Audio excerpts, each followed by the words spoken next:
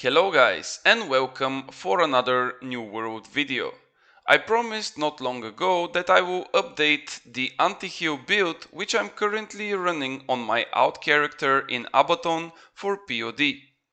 The build is mainly focused on AOE damage and of course, as the name suggests, high anti-heal debuff effects inside and around the point. In this video, I will not go into details of how you should play the build or where you should position yourself, as those things are highly dependent on the current situation that you are in during a war or an OPR game.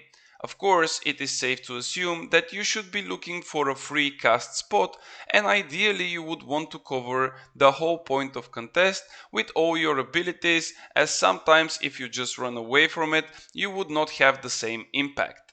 So without further ado, let's get into the details for the build and why I choose exactly this setup for my point pumper anti-heal build. Starting off with the easy part, and this will be the skill trees for both weapons. For the fire staff, I go with the all 3 AOE damage spells from the left side of the skill tree, and of course those are the Pillar of Fire, Meteor Shower and of course Fireball.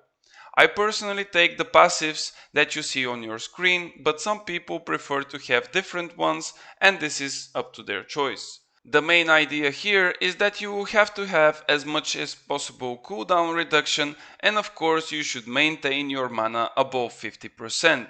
This is not so hard to do as long as your Meteor Shower and other abilities are used towards the point and the clumps. For the blunderbuss skill tree there is not much to be said, as this is, I believe, the most used and stable set of skills. The double down ultimate on the right side is way better than the other one on the left, so it goes without saying that you would want to have that in your kit. Of course, you can go with net shot for some kind of an escape tool, shrapnel blast for the mid to close range fights, and of course the most important of all, the splitting grenades. Moving over to the equipment needed for the build, I will start with the 2 weapons of choice which are making this build so strong and viable. The first one is without a doubt the Pestilence, as the passive, which provides you with 15% anti-heal after the 3 stacks, is too good to be replaced with anything else. For the upgrade of this artifact you can go with few different options, but the best one would be to add a gem slot. This will increase significantly your damage even though you are using the weapon way less than the fire staff. You might ask yourself what gem you should place on it, but I will explain that later in the video when we will be talking about the gems. The main character of the build is of course the fire staff, and it's really important to have the perfect set of perks just so we can make sure that we gain the most value of it. There are few options to choose from, but so far I believe I had the best results with the Commandant one, which drops from the OPR crates, or you can simply go for a specific craft and choose Keen, Plague Crits and Alacritus Punishment. Now many people believe that Keen is a wasted perk, but this is actually the biggest lie, especially for the fire staff users. Not only you will have way better mana management with more critical hits, but also your critical damage is quite high and will surpass the reduction on some of your enemies. Also don't forget that each critical hit applies an extra smolder effect, which on its own doesn't do that much damage per second, but it gives an extra 5% damage to your and your friendly Pillar of Fires, which on its own is the strongest ability in the fire staff kit. If you really don't want to play with Keen, however, you can go with the Flint Stick, and of course you can choose Plague Crits, Vicious and Alacritus Punishment as your 3 perk combination. For the armor set on the build I will start with the necessary perks, and I will note that attuned leather pants is the best artifact in that case. Some people run featherweight on their mages, which is still a nice piece to use, but at the end of the day your job is to do high damage and to have kill pressure on all your enemies. My aim for best set of perks would be to have 5 health, 3 enchanted wards, 2 refreshing, 1 elemental aversion, empowering fireball, refreshing pillar of fire empowering meteor shower, and of course plague grenades.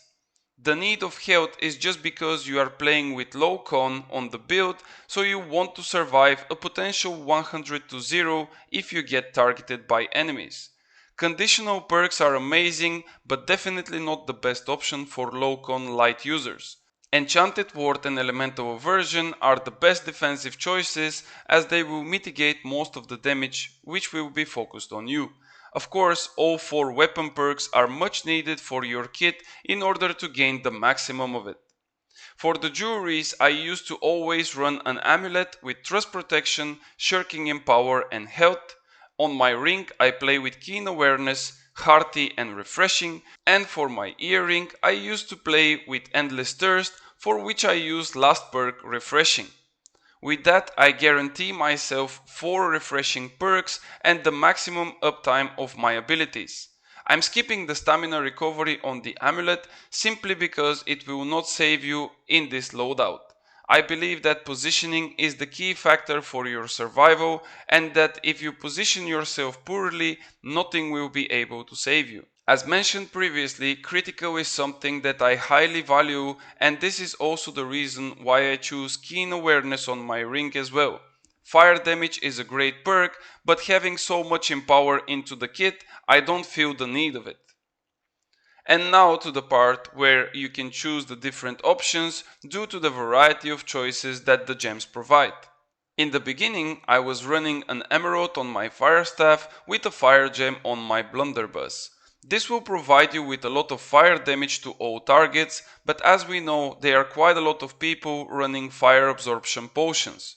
Exactly this is the reason for me to consider to swap into secondary element in both my weapons. There are quite a few that you can choose from, but I think that the best two are nature and ice damage. The reason for that is that not many people are running specific elemental gems in their protection, and you will be able to get the full value from the secondary damage. Of course, the players who run opals in their gear will reduce your damage on both sides, but that would be the same as if you would run the fire damage originally. So my choice for the build in that case is 2 nature Runeglass gems on both my weapons, and of course they are with different Runeglass effects. For those of you who don't know, the same Runeglass effects don't stack over, so therefore you would not get different types of tick damage. With that in mind, I also go for nature Runeglass on my armor pieces, and I used to slot 5 opal gems in them. This is a total of 10% elemental protection, but of course this will go higher when we add up the jewelries and the gems in them. On the 3 pieces of jewelry I used to use 1 trust gem and 2 opals. With the trust protection from my amulet, I end up with a total of 20% trust protection, 15% elemental protection, and of course I use the fire absorption potions myself to boost my fire resistance when in trouble. I believe that this is the best setup for this mage build, as mostly those are the damage types which you are gonna face. Just before jumping into the attributes and the splits of the stats, I want to note that the Hartrune of choice is of course the Biobomb, as our goal is to spread anti-heal as much as possible. And now, last but not least, the attributes which I'm running in this build. Due to the attuned leather pants, I'm able to hit really high number for all my attributes. I go with 50 strength for the extra damage on heavy attacks. I use 25 dexterity for the extra critical chance, of course the 25 focus for the extra cooldown reduction, 100 constitution for the stronger effect of all potions, and of course everything else that is left is going into the intelligence. Now, if you have perfect gear, I believe that you should end up with around 483 intelligence. But if you don't have perfect pieces, even a bit lower intelligence would still do the work. For many it might sound insane to go with 100 con in a war as a mage, but this is the reason why I mentioned that positioning is really crucial for the performance of the build.